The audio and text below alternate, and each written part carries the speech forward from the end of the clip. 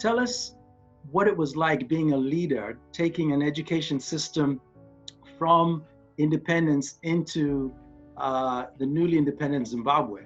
In 1980, when Zimbabwe moved from Rhodesia to independent Zimbabwe, I was thrust at the deep end of the swimming pool, having to lead an education system that throughout 100 years of colonialism had been segregated along racial lines. COVID presents education ministers with similar challenges, and they really need to think outside the box. How are they going to carry out education? In the case of the pandemic, there are really two things that matter. One is, how do you ensure that children are safe? Second, how do you ensure that children are learning? So it requires that, A, in case of safety, you follow the WHO protocol, talking about distance, talking about masks, talking about basic hygiene that will ensure children do not infect each other. Secondly, you probably need to approach education from different perspectives. Teachers should ensure that children continue to learn using various approaches within their means, since countries differ. In some cases, it may be learning on a platform. In other cases, it may be the use of the radio.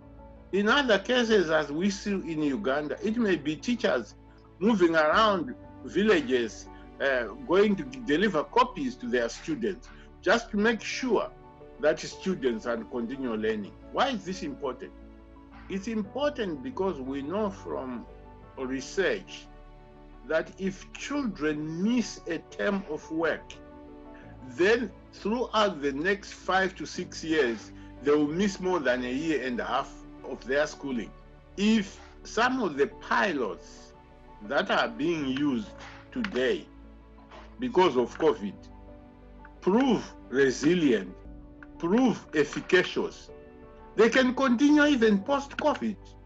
So you are turning a terrible crisis into a major advantage for learning and teaching.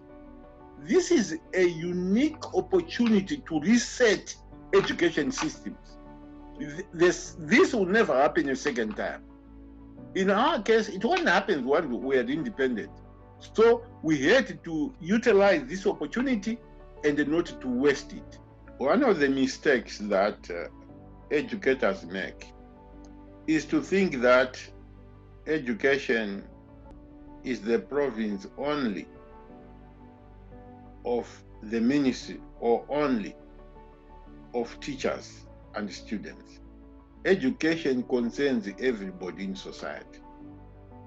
And it is very, very important for the new minister or the post-COVID minister to understand that education is a corporate responsibility. The message that I would like for ministers of education who are confronting COVID and going beyond COVID, be a visionary. Think of things that nobody can even dream about. You know, the world advances because of dreamers.